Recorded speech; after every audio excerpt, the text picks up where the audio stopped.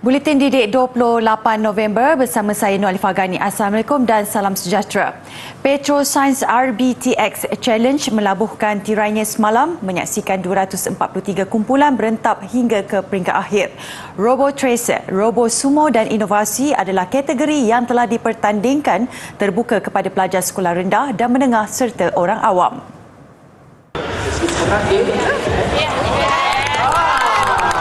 Petroscience RBTX Challenge merupakan medan yang membolehkan lebih ramai peminat robotik mempertaruhkan ciptaan mereka. Menurut penasihat program untuk kali ini, meskipun mereka lebih memfokuskan kepada pertandingan inovasi, Robo Sumo juga antara yang diberi perhatian kerana kategori ini turut mempunyai peminatnya sendiri. Robo Sumo ni dah popular sebenarnya. Dekat Malaysia kita banyak pertandingan robotik dan memang antara kategori yang popular ialah Robo Sumo. So dekat Petroscience BTX ni kita buat jugalah Robo Sumo sebab kita nak tarik kan peserta-peserta yang selalu bertanding dalam Robo Sumo. Pelbagai ciptaan yang dipertandingkan untuk kategori inovasi pula menjadikan juri kagum dengan kebolehan peserta. I think apa yang I paling suka, kita nampak budak-budak dari kampung kan, they are trying to solve real problems macam banjir. Apa yang kita boleh buat supaya orang boleh diselamatkan lebih pantas, you know? Lepas tu yang menarik juga is mereka tak takut guna macam machine learning, deep learning yang memang international best standards. Siapa sangka kanak-kanak seawal usia 10 tahun juga mampu mencipta alat untuk membantu mangsa banjir. Kita cipta robot yang boleh membantu orang dalam banjir. So macam mana dia bantu orang dalam banjir? Dia akan support emergency team. Kalau dia jumpa orang yang sesat dalam banjir, dia akan call.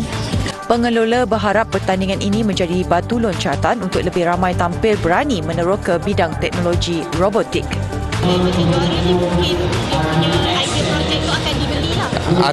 Satu ataupun boleh dikembangkan seterusnya. Sebab yang mereka buat ni hanyalah prototype saja. Prototype tu bukan belum boleh bersedia, tapi idea itu sebenarnya yang penting. Sebab kami di Petroscience rasa idea itu yang mahal. Idea itu kalau boleh tercetus dan boleh dikembangkan, dia akan memberi impak yang besar. Kejayaan demi kejayaan diraih pelajar kolej vocational yang bukan sahaja membanggakan tetapi juga menjadi pemangkin semangat untuk rakan sebaya mereka.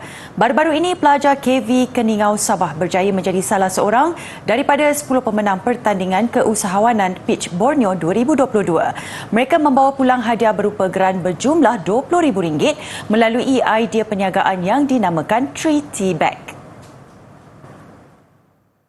Pasukan itu dianggotai Faustin Jami dan Erwin Petrus, pelajar tahun 4 program pengurusan perniagaan.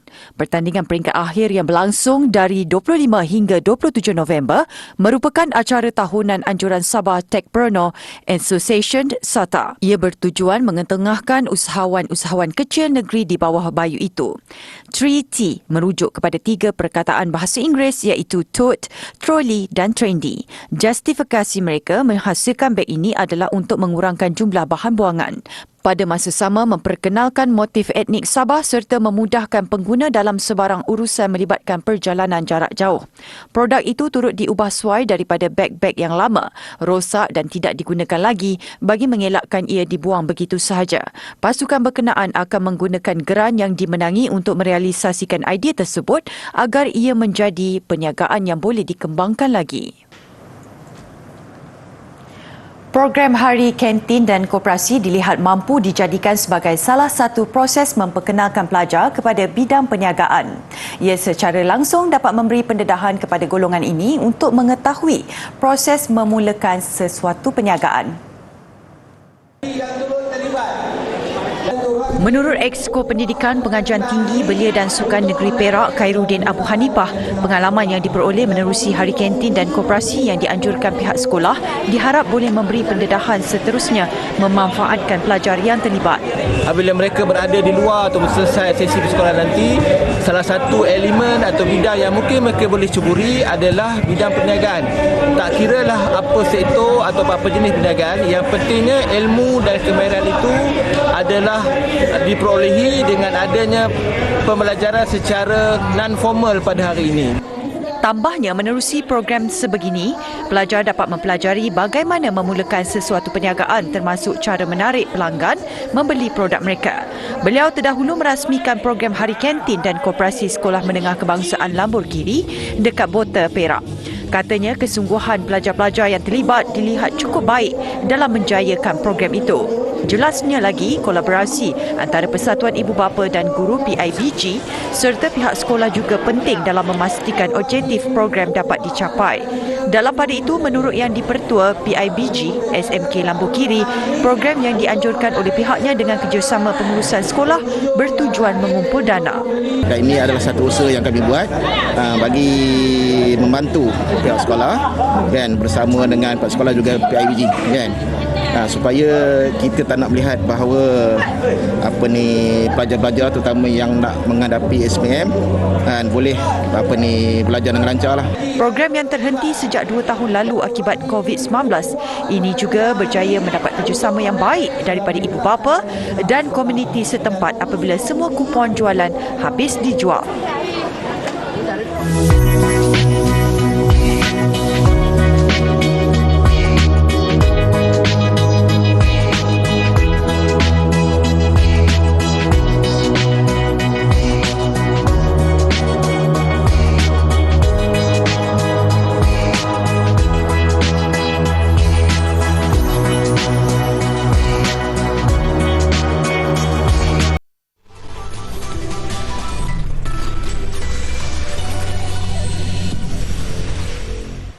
Selangor memiliki bilangan kanak-kanak di bawah umur 18 tahun paling tinggi iaitu 1.8 juta atau 25.8% daripada jumlah keseluruhan penduduk di negeri itu. Statistik kanak-kanak Malaysia 2022 yang dikeluarkan oleh Jabatan Perangkaan Malaysia DOSM turut mendedahkan negeri kedua tertinggi jumlah kanak-kanak ialah Johor dengan 1.12 juta diikuti Sabah 1.06 juta orang. Menurut Ketua Perangkawan Datuk Seri Dr. Muhammad Uzair Mahidin, bilangan kanak-kanak bawah umur 18 tahun paling rendah pula direkodkan di Labuan, seramai 30,000 orang. Dalam pada itu, daripada perspektif perlindungan kanak-kanak, beliau berkata, bilangan yang memerlukan pemeliharaan dan perlindungan meningkat 4.9% kepada 6,144 orang pada tahun lalu, berbanding 5,858 tahun sebelumnya. Kanak-kanak perempuan pula melebihi kanak-kanak lelaki, masing-masing 4,005 dan 2,139. Manakala bilangan kes kumulatif orang kurang upaya OKU yang berdaftar pada 2021 ialah 148,000 orang.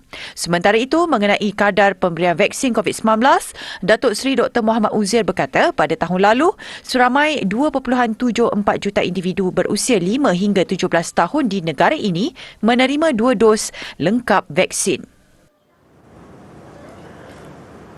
500 peserta menjayakan program berjalan teguh bersama keluarga pejabat pendidikan daerah Sentul menerusi aktiviti santai dengan berjalan kaki sejauh 5 km awal pagi semalam. Program anjuran sektor pembangunan murid dengan kerjasama Badan Kebajikan PPD Sentul itu turut melibatkan Majlis Pengetua Daerah Sentul, Majlis Guru Besar Daerah Sentul, kumpulan ibu bapa, komuniti serta sektor swasta. Pengarah Pendidikan Jabatan Pendidikan Wilayah Persekutuan Kuala Lumpur, Nur Hayati Abdul Wahab berkata, program dengan slogan Sentul Sentiasa Unggul dilakukan untuk meningkatkan kecergasan dalam kalangan warga guru. Mereka berjalan beramai-ramai melalui Jalan Raja Laut dan Jalan Tunku Abdul Rahman. Lebih meriah, mereka diiringi kumpulan pancaragam SMJK Chong Hua dan SMK Kepong Baru. Semoga dengan adanya program-program seperti ini kita akan dapat meningkatkan kesihatan kehidupan, gaya hidup yang lebih cergas dan kita dapat bersama-sama orang kata beriadah berjalan bersama meningkatkan kesihatan diri supaya kita akan menjadi generasi yang lebih sihat. Aktiviti ini turut mendapat kerjasama erat dari DBKL dan penganjur Car KL Free Morning. Selain mempromosi aktiviti berjalan kaki secara sihat kepada warga guru di Sentul, ia juga diharap dapat mengeratkan silaturahim antara warga pendidik, ibu bapa dan pelajar. Demi meraihkan kegembiraan ijazah yang diterima, Dr. Siti Syakina Sobri, 36 tahun, sanggup menempuh perjalanan lebih 400 km dari Alostar ke Istiadat Convocation Universiti Teknologi Mara UiTM. Penerima ijazah sarjana perubatan patologi dan anatomi yang kini hanya menunggu hari untuk melahirkan anak pertamanya berkata, pada awalnya hasrat menghadiri convocation itu dihalang suaminya. Sekarang kan 36 minggu lah. Tapi saya nak datang juga lah sebab kombo nanti bila lagi boleh datang jumpa kawan-kawan sekali. Dr. Syakinah yang bertugas di bahagian patologi Hospital Tuanku Fauziah Kangar di Perlis bersyukur kerana tahun ini bukan hanya tamat pengajian di peringkat sarjana, bahkan bakal menimang cahaya mata sulung. Pada masa hadapan, dia berhasrat untuk menyambung pengkhususan dalam kepakaran patologi. Istiadat Convocation UiTM ke-95 berlangsung dari 26 November hingga 21 Disember. Seramai 31,220 graduan dijadual menerima sijil penganugerahan ijazah dan diploma dalam bidang masing-masing di Dewan Agung Tuanku Chancellor.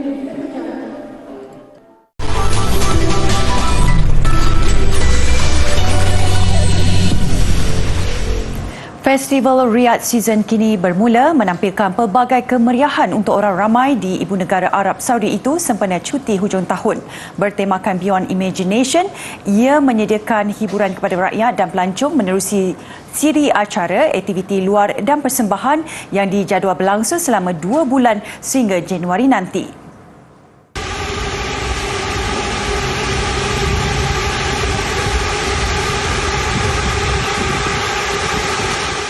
Salah satu acara tumpuan ialah persembahan drone di Boulevard Riyadh yang mencatat rekod dunia. Dengan 1,300 drone, ia membentuk kod QR gegasi menandakan pelancaran jenama kenderaan elektrik pertama di Arab Saudi, Sear. Apabila diimbas, kod berkenaan membawa pengunjung ke laman web rasmi Sear. Teknologi itu membolehkannya diiktiraf Guinness World Record sebagai kod QR drone terbesar di dunia. Sementara itu, Zon Boulevard World membuka pintunya kepada orang ramai pada 21 November lalu dengan percikan bunga api. Di sini, pengunjung boleh menikmati pelbagai pameran dari serata dunia termasuk Meksiko, India, Spanyol dan Maghribi. أول ما دخلنا تحس إنك مكان ثاني أبداً مو في السعودية. كل منطقة أحلى من الثانية. منطقة اليابان مرة حلوة وتفاصيلها حلوة. المناطق كلها حلوة بشكل عام. مرة حلوة التجربة وأبداً ما تحس إنك في السعودية.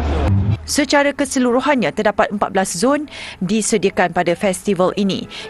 Ia meliputi taman tema musim sejuk, bazar budaya, pawagam, restoran, teater, karnival, aktiviti perkebunan dan permainan serta sukan.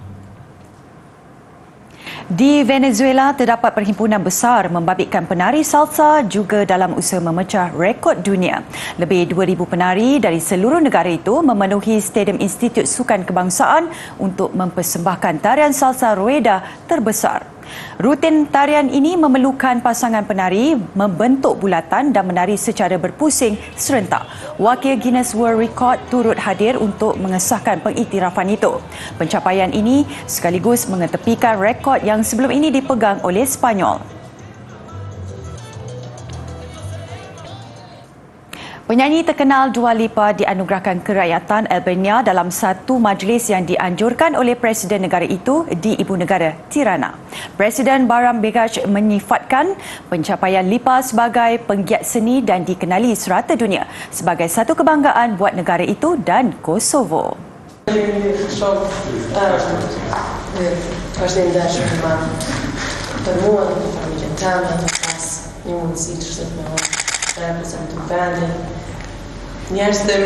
Bintang disko pop ini dilahirkan di London, United Kingdom. Namun negara asal kedua ibu bapanya ialah Kosovo. Mereka melarikan diri ke London pada awal 90-an ketika wilayah kecil Balkan itu bergelut dengan pemerintahan komunis Yugoslavia. Penyanyi lagu hit Levitating ini pernah menetap di Kosovo selama 2 tahun selepas kemerdekaan, namun kembali semula ke London untuk meneruskan karier dalam bidang seni. Lipa menamatkan konsert jelajah Future Nostalgia di Tirana esok pada hari ulang tahun kemerdekaan Albania yang ke-110.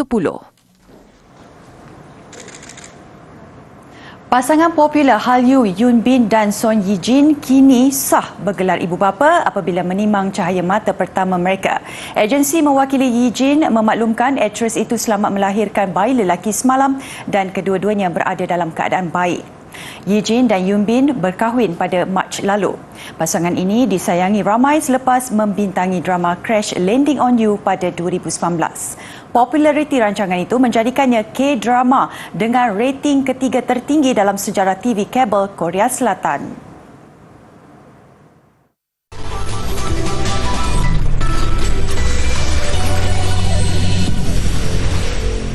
Isu prestasi kemungkinan besar faktor utama perpisahan jago badminton kebangsaan Lee Zijia dan jurulatih dari Indonesia Indra Wijaya seperti yang diumumkan kedua-dua pihak hari ini. Sebelum ini Indra Wijaya sememangnya mentor kepada juara All England 2021 itu. Malah sanggup meninggalkan jawatannya selaku jurulatih di Persatuan Badminton Malaysia BAM untuk bersama-sama meningkatkan karier profesional pemain kelahiran Alustar itu. Menerusi kenyataan di Twitter tim LZJ, Zijia mengesahkan perpisahannya dengan Indra Wijaya dan mengakui ia keputusan yang cukup sedih buatnya.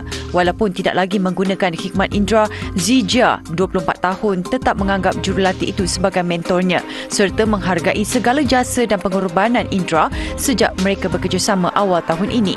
Pada masa sama, Indra menghormati keputusan Zijia sebelum kontraknya berakhir hujung bulan ini.